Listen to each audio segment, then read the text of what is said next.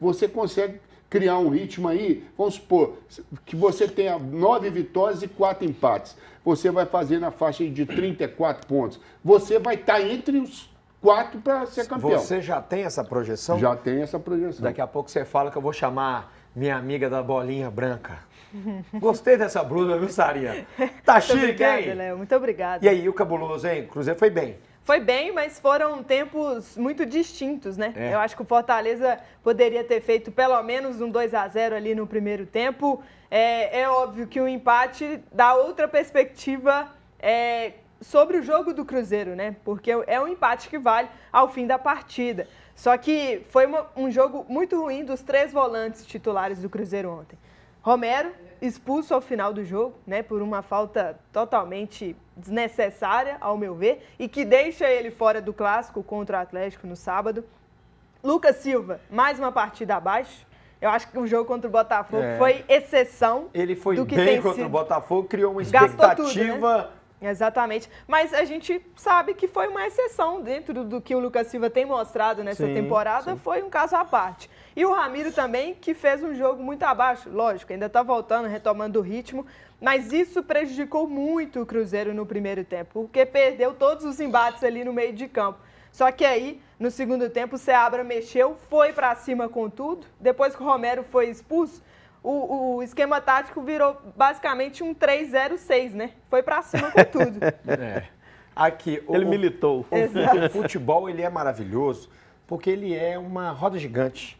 Uma hora você está embaixo, outra hora você está em cima. O Cruzeiro estava desacreditado. Perdeu o campeonato pro Atlético, mandou o treinador Copa embora. do Brasil. Copa do Brasil, virou aquele turbilhão no Cruzeiro. Sul-Americana ruim também, Não, tá né? mal, o início. Cruzeiro começou o ano ruim. Aí começou o Brasileiro, ganhou do Botafogo, já fez um bom jogo contra o Fortaleza. Do outro lado, o Atlético, que estava com a moral toda, saiu vaiado ontem de campo. Aqui, esse jogo com o Fortaleza, Ailton, dá uma confiança a mais para o time do Cruzeiro, a gente pensando já no clássico de sábado? Com certeza, Léo. E tem um detalhe. Não fosse o João Ricardo, o Cruzeiro tinha saído de lá com a vitória. O Cruzeiro porque teve no último oportunidade lance, de virar. né, o João Ricardo foi lá e evitou o gol do Cruzeiro. Vocês lembram do João Ricardo que eu sugeri aqui para o gol do Cruzeiro? Eu acho que quem queria ver o João Ricardo teve ontem a oportunidade. Então o torcedor do Cruzeiro pode fazer essa avaliação. Não, mas ele não está à venda não, né? Mas não, estou falando que é uma sugestão. Ah, tá. Mas o mais importante é o que o Cruzeiro recupere sim essa confiança para o clássico de domingo. É claro que já tem a motivação, mas o mais interessante é que a gente viu o poder de adaptação de alguns atletas. Por exemplo, o Matheus Pereira, que começou muito centralizado, de repente começou a fazer alternância de posição e caindo pela direita. De repente ele voltava para o meio e caía para a esquerda e confundiu a marcação do Fortaleza. Acho que isso foi uma das coisas mais importantes dessa partida. Aqui, só para você pensar, isso aí é o dedo do treinador, Vanderlei, não é não? O grande... Eu não esqueço, há uns 4 programas atrás, eu disse assim, Matheus, assiste alguns vídeos do Alex, pra você ter uma noção, não sei se vocês lembram disso.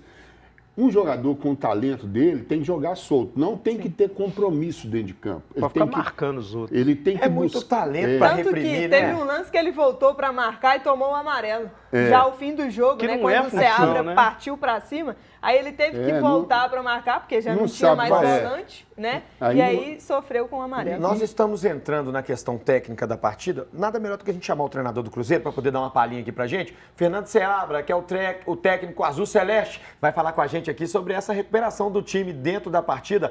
Ô, treinador, fala aí, professor. A derrota a gente já tinha. Então a gente tinha que ir para uma situação de emergência ofensiva para buscar o empate, né? E demorou um pouco, na verdade, até toda a organização se estabelecer. Nesse ínterim, o Fortaleza teve alguns contra-ataques e algumas bolas paradas, poderia ter definido o jogo, mas a partir do momento que a gente conseguiu posicionar, a gente teve a primeira bola que o Robert conseguiu fazer a ação para a qual ele entrou no jogo e a gente fica muito contente. Mas eu acho que esse é o recado que a gente tem que validar internamente para dentro do grupo e também para fora, que é uma equipe corajosa, é uma equipe que busca resultado, é uma equipe que sabe das adversidades que vai encontrar a cada jogo, porque os adversários têm mentes pensantes, que preparam muito bem o jogo, que têm suas qualidades, mas que a gente vai ter coragem de enfrentar, né? Esse é o treinador do Cruzeiro, Fernando Seabra, que eu acho que foi determinante para uma mudança de atitude do Cruzeiro. É outro Cruzeiro. Só que eu Tá muito cedo, tá, gente? Então, agora resolveu o problema. Você tá doido. Tá porque longe a gente falou isso do Milito também, né? Não, tá longe demais de ser o Cruzeiro que a gente quer. Mas já deu uma... Voltando ao Matheus Pereira, não esquece que você só tem o Matheus Pereira, mas você tem um garoto aí dentro, que você conhece muito bem, que é o Japa, que numa falta do Matheus, o Japa é o cara para assumir, não é o Japa? Eu acho que o Japa deve substituir o Romero nesse jogo contra o Atlético no próximo sábado. Porque Será? ele tem essa característica de jogar ali. Vamos também, ver se vai voltar, né? Não foi relacionado para esse jogo contra o Fortaleza.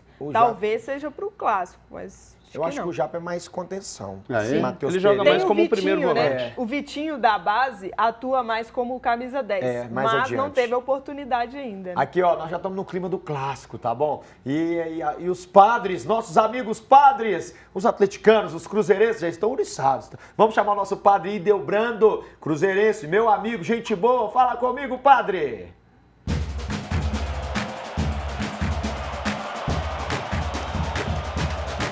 Olá, meus amigos do Placar Horizonte, tudo bem com vocês? Quarto jogo Cruzeiro e Atlético do ano, abrindo o Campeonato Brasileiro no próximo sábado.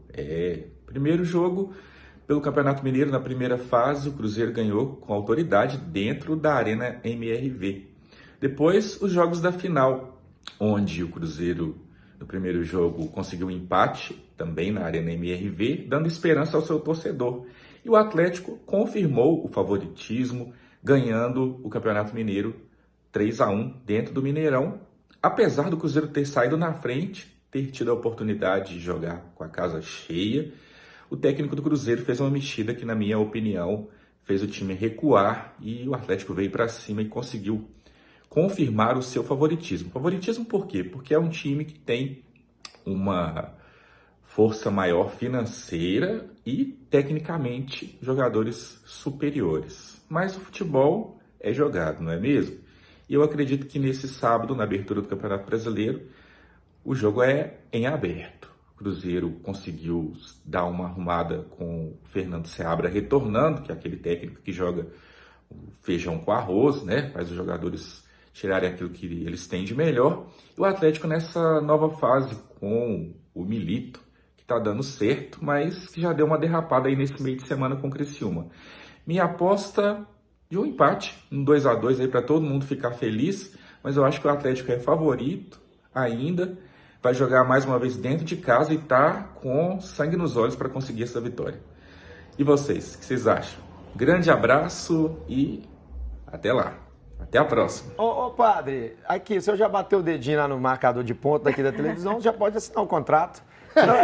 Aí arrebentou, padre Ideobrando, gente boa. Eu tô achando que sábado eu vou aparecer aí no culto, tá? Vou na missa.